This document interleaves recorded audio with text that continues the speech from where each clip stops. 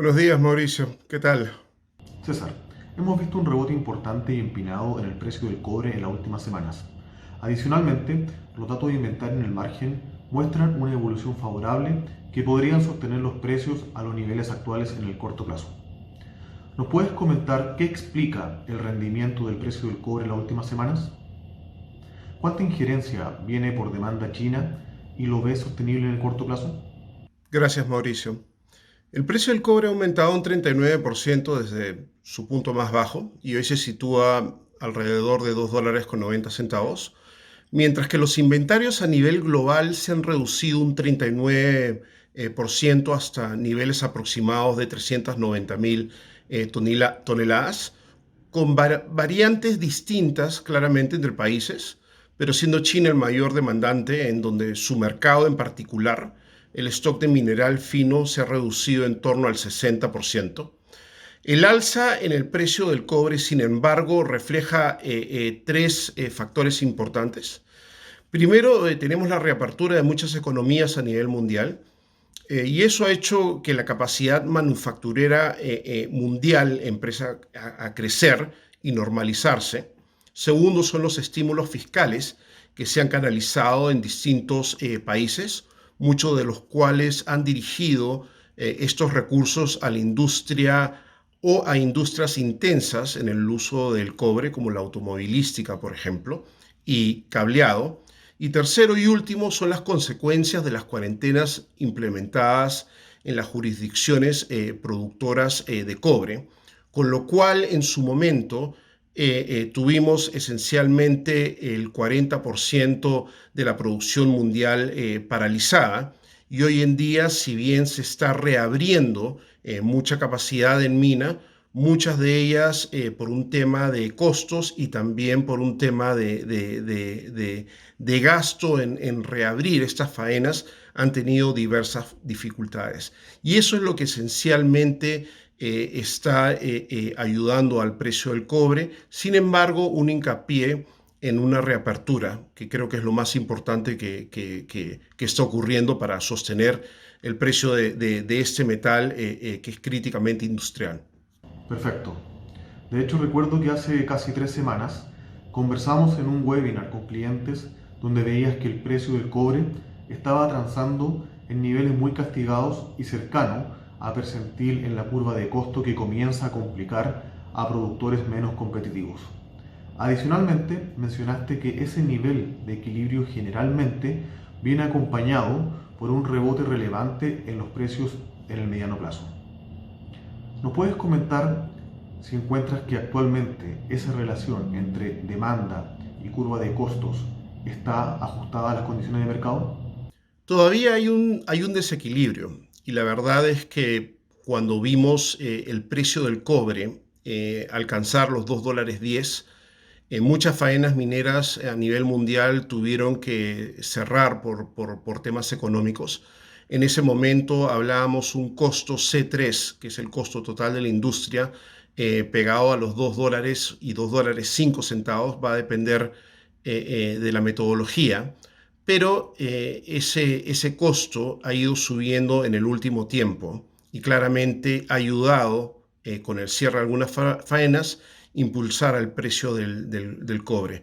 Nosotros creemos de que posiblemente debido al incremento en costos para acoplar en nuevas normativas COVID, podrían tener algo de impacto en la industria y posiblemente esa curva aumente. Ahora, por otro lado, hay un 15 a un 20% de la producción mundial que todavía no hace break-even, y posiblemente eso pueda sostener el precio a niveles entre 2.90 y $3 la libra. Esto es claramente sin ningún tipo de efecto que podríamos tener por algún shock de oferta. En línea con lo anterior, ¿ves algún problema de disrupción estructural en los principales países productores por las medidas sanitarias relacionadas al COVID-19? ¿Cómo ves el pipeline de entrada de nueva producción en el mediano plazo? Con respecto a disrupción estructural, hoy en día no vemos algún tipo de riesgo propiamente tal. Sin embargo, para acomodar nuevas normativas de distanciamiento dentro de las faenas mineras, claramente vamos a tener tasas de producción que podrían ser reducidas y el costo asociado para albergar estas nuevas normativas esencialmente podrían tener algún tipo de aumento en los costos. Y eso es algo que sí estamos considerando. La magnitud sobre los niveles C1 o C3 de costos de producción aún es difícil de determinar, pero ya hemos visto evidencia en algunas jurisdicciones como Perú, en donde ya se está hablando de aumentos en costos probablemente en torno al 10%.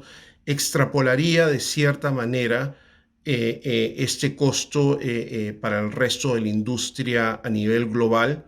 Probablemente vayan a haber algún tipo de variantes si es que la faena tiene mayor o menor automatización. Ahora, con respecto a los proyectos propiamente tal, en el mundo hay alrededor un backlog en ejecución en los próximos 3 años de alrededor de 90.000 millones de dólares.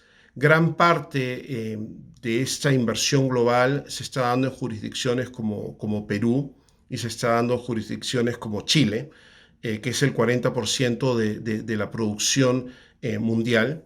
Ese pipeline, diría, se va a cumplir.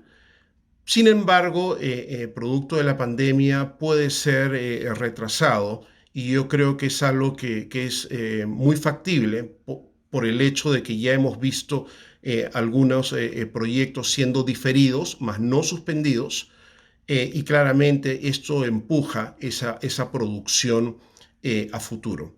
Con este empuje o diferir este nivel de producción, claramente también se está viendo en el precio del cobre, en donde en el 2021 y el 2022, donde se esperaba proyectos que entren en camino, eso hoy en día es debatible en términos de la entrada.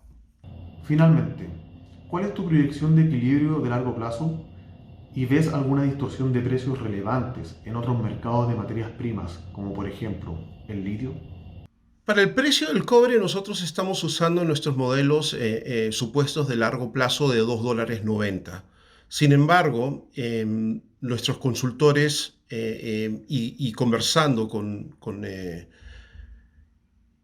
participantes en la industria ven un precio más pegado a los $3.30 la libra. Y esto es esencialmente para poder acomodar fuera de la mina mayor infraestructura asociada a proteger comunidades, energía, líneas de transmisión, por ejemplo, y albergar minerales y contenerlos en silos, por ejemplo, productos de nuevas reglas ambientales.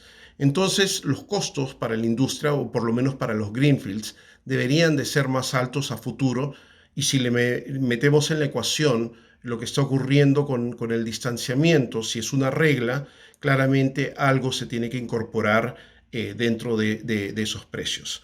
Vemos distorsión en otro mercado de materias primas, producto de la pandemia y el hecho de que muchas industrias han estado esencialmente apagadas en el litio, que es un primo del cobre, o por lo menos que juega dentro de la electromovilidad, mucha capacidad que ya empezaba en realidad en el 2019, el cierre se ha acelerado en el 2020.